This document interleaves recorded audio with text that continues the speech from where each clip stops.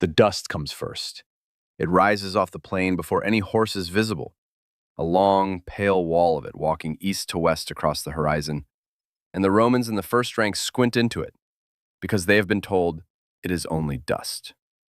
It is June in northern Mesopotamia, the 9th day of the month by the Roman count, and the sun is so close to the bare earth that the silver on the standards has begun to smell hot. The legionaries have marched since dawn without water. Their mouths taste of leather.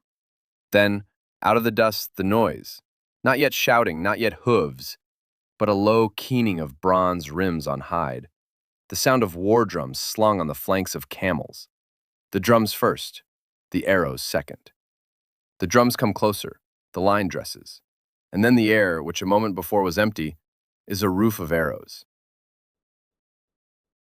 The first volley lifts off the plain like a flock of starlings turning together, and the second is already in the air before the first has landed, and the third behind the second, because behind every Parthian horse archer stands a camel loaded with bundles of spare shafts, and the camels do not stop. By the time the consular trumpets sound at the head of the column, the front of the testudo has already begun to bristle. Arrows in the shields, arrows in the legs below the shields, arrows through the unprotected ankle, into the upper arm where the man has raised the scutum, into the eye slits of helmets badly tilted. The Parthians never close. They never come within sword reach. They circle. 20,000 Roman dead, 10,000 more taken alive and walked east. 7 legionary eagles carried back across the Euphrates to Ctesiphon. The consul Marcus Licinius Crassus, the richest man Rome ever produced, dead in the dust 2 days later. This is the story of how a senator who measured the world in money tried to buy himself a triumph on credit, and of how a 30-year-old Parthian noble named Serena turned that credit into a debt the Republic would still be paying when the Republic was already a name on a coin. It is the story of the worst defeat Rome suffered between the disaster at Carrhae and the disaster at Teutoburg. And it is the story of the day Rome learned that an army of veteran, heavy infantry, the finest of its kind in the Mediterranean, could be turned into corpses by a horseman who refused to dismount. Plutarch, writing about 150 years after the event in the Life of Crassus, gives the campaign its tone before it gives it its narrative. He treats Crassus's whole career as a slow accumulation of money that ends in a single afternoon when the money cannot be spent. Quote 0. Plutarch writes early in the life, quote 1. The arc is the arc of envy. Caesar in Gaul, Pompey in Spain, these two had triumphs. Crassus had Spartacus, 6,000 crucified slaves along the Via Appia, and a triumph that the Senate, deliberately and with malice, downgraded to an ovation. The man wanted a war that would end with him being carried up the Capitoline in purple. He picked Parthia because Parthia was the only frontier he had not yet been beaten to. I have read this passage in Plutarch 3 times, the moment Crassus tells the Senate he is going east, before I noticed what he isn't writing. He doesn't name a casus belli, there isn't one. There's also no good source for the Parthian side of what is about to happen. Cassius Dio, writing 2.5 centuries after the event in Book 40 of his Roman history, gives a drier, often contradictory line. Fewer set speeches, fewer omens, more cavalry. Florus and Velleius Paterculus add Roman moralizing in epigrams. Justin, through his epitome of Pompeius Trogus, gives glimpses from the East. None of them, by the standards of modern history, is a witness. By Plutarch's count, the Roman army that crossed the Euphrates in the spring of 53 BC numbered 7 legions, 4,000 cavalry, and 4,000 light troops, somewhere around 40,000 men, give or take, depending on which manuscript you trust on a single line. The lower estimates push it down to 35,000. The Chronicle does not name the day of the crossing, only the season. What is certain is that Crassus crossed at Zeugma, on the upper Euphrates, with the standards in front of him, and that, according to Plutarch, the eagle of the first legion stuck in the mud as it was lifted from the river and had to be wrenched free. The men who saw it crossed themselves in their own fashion. Romans had ways of doing this, with a left foot, with a turn of the cloak, and walked east anyway. There was no road on the far bank. There were the dry channels of small rivers, the white salt rims of dried-out marshes, and, a long way off, the smudge of the town of Carrhae, which the Greeks called Haran, which had been there since before Abraham. Beyond Carrhae, nothing recognizable, only the plain that the Parthians had already chosen. I will tell you in a moment how that choice was made. Before I do, there is one image I want to put down now because it will come back. Behind the lines of Parthian horse archers that day, walking at a slow camel's pace in a long single file, was a baggage train of dromedaries. On each dromedary, 2 large baskets, and in each basket, packed tight in straw, bundles of arrows, reed shafts, iron heads, Parthian war reeds. When a horse archer's quiver emptied, he peeled back to the train, swapped quivers, and rode forward again. The camels did not stop. They had not stopped since dawn. They would not stop until evening. This is the detail I want you to hold. The Romans did not, until very late. There is a second image that belongs in this opening, because Plutarch puts it here, and the men in the column will remember it long after Carrhae is over. At Brundisium, on the Adriatic coast of Italy, on the day Crassus's transports were to sail east, a storm was running. The captains advised waiting. Crassus refused. A man in the harbor was selling Caunian figs from a basket, and as Crassus walked past, the fig seller called out his wares, Caunius, Caunius, Caunian figs, and to Latin ears the word sounded almost exactly like Cavneus. Beware, do not go. Plutarch records this and does not pretend it is more than an accident of phonetics. Cassius Dio repeats it and is drier. Pelaeus Paterculus turns it into an aphorism. Whether anyone actually shouted figs at the consul is impossible to recover. What is recoverable is that the men around Crassus, the tribunes, the praefects, the older centurions, were already telling each other in undertones that the omens were wrong, and that the proconsul, who in the forum had always been the most superstitious of the 3 triumvirs, was choosing on this single morning to be brave. The eagle that stuck in the Euphrates mud, 3 months later, would only confirm what Brundisium had already said. Cassius the Quaestor, the same Gaius Cassius Longinus, who 12 years later would be one of the men who killed Caesar, was on the staff. He was 32 years old, sharp, ambitious, and openly disagreed with the marching plan from the day the army left the river. He had a different war in his head, a slow war pinned to the Euphrates with the fleet supplying it from the south. Plutarch lets him speak twice in the life. Both times Crassus overrules him. Both times Plutarch makes it clear, in the way he places the sentences, that Crassus is wrong. I lean toward Plutarch here on the question of who saw the disaster coming, because for once, Plutarch and Dio agree. If the period interests you, the late Republic, the years when the old aristocratic settlement of Rome was visibly fraying and 3 men were carving the Mediterranean between them, this is the work the Channel does. There is more of it waiting. Back to the dust before noon. The story of Carrhae is not the story of a single bad day in the desert. It is the story of a whole career bending toward this plain. To understand why Marcus Crassus, at the age of 60, with everything to lose and nothing to prove that he had not already proved a dozen times in the Forum, marched 7 legions into a province where Rome had no business and no allies and no good map, you have to understand what Rome had become by 53 BC, what Parthia had become at the same time, and how the 2 of them came to share a single piece of treeless ground in the late spring of that year. That is where this story goes next. To the world before the dust. The world before the dust was a world held together by 3 men. By 53 BC, the Roman Republic was, in any formal sense, still a republic. There were consuls, there was a senate, there were the old offices that had existed for 400 years, the censors, the praetors, the tribunes of the plebs. The institutions were upright. What had collapsed inside the institutions was the habit of using them. Power that should have moved through the curia was, by the time of Crassus's last march, moving instead through 3 private households and the personal armies attached to them. The Romans had a name for the arrangement, when they were being polite. They called it the amicitia of the 3. The historians who came after them called it the first triumvirate, and they meant by the word a private cartel. Caesar was in Gaul. He had been there for 6 years.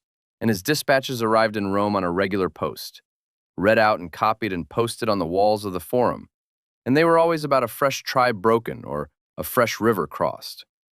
He had killed something on the order of 1,000,000 people, Plutarch says, almost certainly inflated, and enslaved as many more. He had crossed the Rhine, he had crossed the Channel. Pompey was in Spain, formally, though by 53 BC he was governing through legates and watching politics from his villa outside Rome. He had cleared the Mediterranean of pirates in 3 months. He had finished off Mithridates of Pontus. He had stood 3 times in triumph. The triumphal arches the Senate could no longer refuse him stood on the Capitoline like stone advertisements. And Crassus. Crassus had money. He had, by one estimate that Plutarch records and Cassius Dio repeats, a personal fortune of 200 million sesterces, enough, in the standard Roman joke of the period, to maintain a legion at his own expense, which was the Roman definition of being rich. He had got the money the old way, confiscated estates from Sulla's proscriptions in his youth, slave trading, urban property in the burning quarters of Rome, where his private fire brigade arrived at a blaze and bought the building from the owner mid-fire before agreeing to put it out. He had used the money to lend to half the Senate. He owned the debts of senior magistrates the way other men owned racehorses. What he did not have and could not buy was a war. The triumph denied him after the Spartacus revolt in 71 BC had never stopped rankling. The slave army had taken him a year and 8 legions to crush, and at the end he had crucified 6,000 survivors along the Via Appia between Capua and Rome, and the Senate had still given him only an ovation. The lesser walking procession ranked a clear step below the chariot triumph. Pompey had picked off the last fugitives, claimed credit for ending the war, and got the triumph. Florus, the 2nd century epitomator, gives the moral in one sentence. Crassus perished by a fitting punishment for his avarice. It is the kind of sentence Romans liked because it sounded like a verdict. It is not really a verdict. The thing that drove Crassus east was not avarice in the cash sense. He had cash. It was envy in the glorious sense. He wanted the thing the cash could not buy. At the conference held at Lucca in northern Italy in 55 BC, the 3 of them renewed the amicitia. Crassus and Pompey took a second consulship together, and at the end of it, Crassus took the province of Syria. The senatorial decree gave him the right to make war in the east on whomever he chose. He chose Parthia. There was no Parthian army on the move. There was no Parthian raid on Roman territory. There was only a peace treaty that the previous proconsul, Aulus Gabinius, had signed with the Arsacid court. Cicero, who hated Crassus politically, called the campaign bellum cum nullo, a war upon no one, and Plutarch reports the line. Crassus broke the treaty by crossing the Euphrates in the spring of 54 BC, holding the Mesopotamian river cities through the winter, and marching east again into the open country in 53. Parthia in 53 BC was a different kind of state from anything the Romans had fought before. In extent, it was an empire larger than the Roman dominion of the time, running from the Euphrates, across Mesopotamia, over the Zagros, across the Iranian plateau into Bactria and the edges of India. Its kings were Arsacids, descended from the steppe nomad Arsaces, who had broken from the Seleucid Greeks in the 3rd century BC. Its high nobility were a small number of great houses, Surin, Karen, Miran, Spabad, whose private cavalry made up the core of any Arsacid army. The reigning king was Orodes II, who had taken the throne in 57 BC by killing his elder brother, Mithridates III, with the help of a young noble of the house of Surin, who would now be sent to deal with Crassus. The young man's name is known only by his clan title. The Romans wrote it as Surina, which is not a name at all, but the Greek transliteration of the family, the way quote, _2 _ was for 2 centuries an office and not a person. Plutarch says he was very young, by which Plutarch means about 30, and the second man in the kingdom after the king. He was tall, painted his face in the Median style, wore his hair long and braided. The relevant fact is the one Plutarch puts a sentence later. Surina traveled with a personal household of 10,000 mounted slaves and a baggage train of 200 chariots in which his concubines were carried, an army inside an army, paid out of his own estates, the size of a Roman legion before the legion had even mustered. He owed Orodes nothing in cash. He was richer than the king. Orodes did not march against Crassus himself. He took the bulk of the field army north into Armenia to deal with King Artavasdes II, the Armenian, who had, by the way, ridden into Crassus's camp earlier in 53 with 6,000 cavalry, and an offer that the Romans never properly heard. Artavasdes proposed to lead the army through Armenia. The road would be longer, the country wetter, the mountains higher, but the terrain would suit Roman heavy infantry and break Parthian cavalry against the slopes. Crassus thanked him, accepted the cavalry, and refused the route. He had decided to march straight across northern Mesopotamia, by the shortest line into the heart of Parthia. Artavasdes left the camp with his 6,000 riders and rode home to his own kingdom, and was not at Carrhae. Plutarch describes the parting without naming the day. He may not have known. He may have chosen not to write it. So when Crassus crossed the Euphrates a second time in the early summer of 53 BC, he had perhaps 35,000 or 40,000 men, his auxiliary cavalry mostly stripped down to 1,000 Gallic horsemen, sent up from Gaul by Caesar, under the command of Crassus's own son, Publius. Publius was 28 or 29, depending on which manuscript of the Life you trust.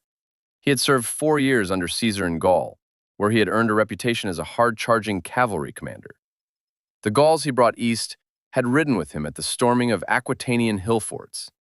They were the best mounted troops in the Roman army. Crassus loved his son. Plutarch does not editorialize on this point, but he gives Publius 2 warm scenes in the life before the campaign begins, and a third, much later, that you do not want to imagine in advance. 8 Roman miles east of the Euphrates, the army met a man named Abgar. Plutarch calls him Ariamnes, the chieftain of a Bedouin client people based at Edessa. Abgar had served the Romans before, under Pompey, and was on a Roman payroll. He was also, as we know from the later Parthian sources, and as Plutarch comes to suspect, on a Parthian payroll.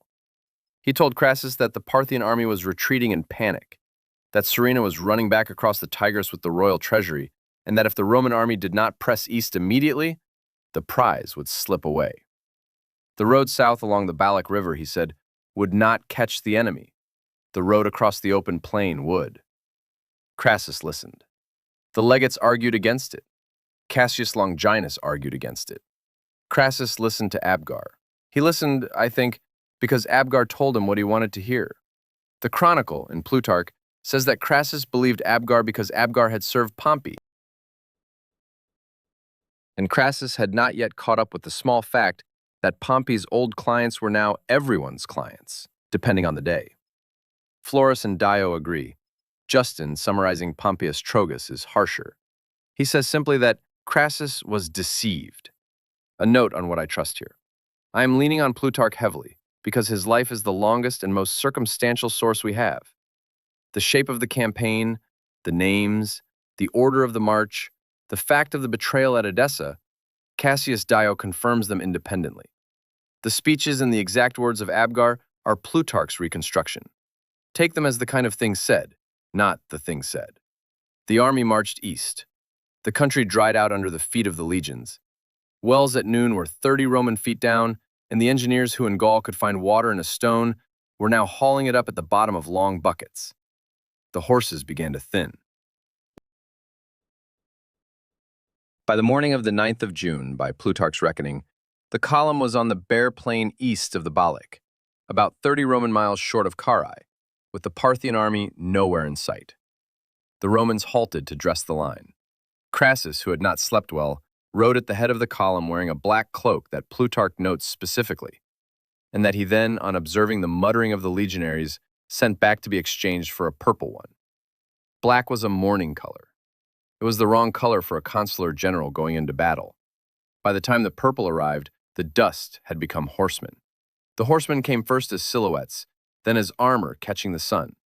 Serena's vanguard was the cataphracts, 1,000 riders, perhaps 1,500 at the high count, in long-scale armor that covered horse and man from forehead to fetlock. Each carried a heavy lance, the contos, 2.5 body lengths long. They did not yet charge. They opened, and from behind them spilled out the horse archers, somewhere between 8 and 10,000 of them. The light horsemen ringed the Roman square, and the lance cavalry sat behind them in reserve. Then the drums on the camels started. Crassus deployed in a hollow square. Plutarch says it was Cassius Longinus who pressed the change. Publius Crassus held the left wing with his 1,000 Gallic horse and 400 picked legionary infantry. The legate Octavius held the right. The proconsul sat in the center with the heavy infantry. The square was good doctrine for facing cavalry. The trouble with the square at Carrhae was not its shape. It was that the enemy never came near enough to touch it. The first volleys arrived in silence. The horse archers rode at the line at about 50 paces, loosed, peeled away, swapped quivers at the camel train, came back. The arrows fell at an angle steep enough to find the upper arm of any man who raised his shield, and shallow enough at close range to punch through the scutum and into the man behind it. The Parthian bow was the composite recurve, glued from wood and horn and sinew, with a draw weight Roman riders found indecent. The reed shaft was longer than a Roman arrow, the iron head bodkin sharp. The men in the square stood and were shot, and then, when they raised the shields, were shot through the legs. Cassius Dio, drier than Plutarch as always, gives the same shape without the color. Crassus waited for the Parthian quivers to empty. The Italian doctrine he had been taught held that horse archery was a screen, a thing to absorb for 30 minutes while the enemy ran out of arrows. He waited. The arrows did not stop. By the third hour, his son Publius understood it for it. Publius asked permission to charge out of the square with his Gallic cavalry, 8 cohorts of light infantry and 500 archers, about 1,300 horse and 5,000 foot in total. The plan was to drive off the horse archers on the left, restore the air. Crassus gave permission. The Parthians opposite Publius fell back in apparent disorder, drawing him forward. Plutarch makes the point explicit. Publius pursued. The dust closed behind him. He covered a Roman mile, perhaps a little more, or perhaps less. The manuscripts disagree on this number too. When the dust cleared, he was alone with his command. The Parthian horse archers had wheeled around him, and the cataphracts were waiting in front in a closed line. The Gauls under Publius died well. Plutarch, who is hostile to most of Crassus's family, gives Publius and his Gallic riders the only fair fight in the life. The Celts came off their horses, grabbed the lances of the cataphracts in their bare hands, dragged the armored riders down, slid daggers up under the scale armor at the groin and armpits. They could not, in the end, do enough. The arrows kept coming. Publius was wounded. He retreated to a low knoll. Plutarch says he ordered his shield-bearer to kill him so the Parthians would not take him alive. Cassius Dio says he killed himself. Modern scholars are split on this. Some treat the shield-bearer scene as Plutarch's literary borrowing from older heroic deaths. Adrian Goldsworthy reads it straight. I lean toward Goldsworthy on this one. Plutarch had no need to invent a way for a young Roman to die that was already standard among the staff. The Parthians cut off Publius's head and rode back with it on a lance. They came up to the main square, lifted it, and called out to Crassus to come and claim his son. Crassus was, in that moment, Plutarch is at his best here, neither paralyzed nor weeping. He walked out in front of the legions and said, quote, the legions, who had heard the speech but seen the head on the lance, did not believe him. The square began to shrink. The Parthian arrows began again. The Roman count had it. 99 men per column had to keep their shields up while one rested. The wounded were dragged into the middle. There were now several thousand wounded. The middle was no longer empty. At nightfall, the Parthians withdrew. Serena, Plutarch says, did not trust the moonless plain. The Romans slipped away under cover of the night, leaving 4,000 wounded behind because there was no transport. In the morning, the Parthians, riding through the wounded, killed each man with a lance to the throat. None of the chronicles record what the wounded said. The remnant reached Carrhae in the small hours. The town opened its gates but did not have provisions for 30,000 men. The next night, Crassus marched out toward the Armenian foothills, by a track that an Edessene guide named Andromachus said he knew. Andromachus was Serena's man. He led the column in a slow circle through the salt marshes for half the night. By dawn, Serena rode up under a flag of truce. The chronicle says Crassus went out reluctantly, ordered by his own men, who threatened mutiny if he did not. The Parthians offered him a horse with a gilded bit. A scuffle began. Plutarch says Serena's men were lifting Crassus into the saddle, and the Romans suspected a kidnap. A Parthian officer named Pomaxathres killed the consul. The chronicle does not name the day. What happened next is the part of the story everyone half remembers, and what they half remember is half wrong. There are two traditions about the body of Crassus, and they do not reconcile. Plutarch, in the Life, says the head and the right hand were cut off and sent east, and that when they reached the Arsacid court at Artaxata, where Orodes II was, at that exact moment, watching a performance of Euripides' Bacchae, they were carried into the theater and used as the prop head of Pentheus. The actor Jason of Trales, playing Agave, raised the dripping head of the Roman consul above the stage, and the kings on their cushions laughed. Plutarch adds, in a separate sentence later, that the Parthians poured molten gold into the dead mouth of Crassus, saying, "Now glut yourself with that for which in life you were so thirsty." Cassius Dio gives only the head sent east and omits the gold entirely. Florus repeats Plutarch. Modern scholars are split. A.D.H. Bavar, in the Cambridge History of Iran, Volume 3, accepts a ritual element as period-plausible Parthian humiliation. Gareth Sampson, in The Defeat of Rome, Crassus, Carrhae, and the Invasion of the East, 2008, treats the molten gold as Plutarch's moralizing flourish, written to make Crassus's death rhyme with his greed. I lean toward Sampson on the gold and toward Plutarch on the Bacchae. The theater detail is too specifically Hellenistic for a Roman moralist to invent. The molten gold sentence has the shape of a verdict. Real history rarely has that shape. 20,000 Roman dead. 10,000 prisoners walked east, settled at Margiana, modern Merv in Turkmenistan, and used as frontier garrison troops against the steppe. A much disputed tradition has a fragment of them ending up as the settlement of Liqian in Han China. No inscription confirms this. What is confirmed is the 7 Aquilae. The Parthians took them to Ctesiphon,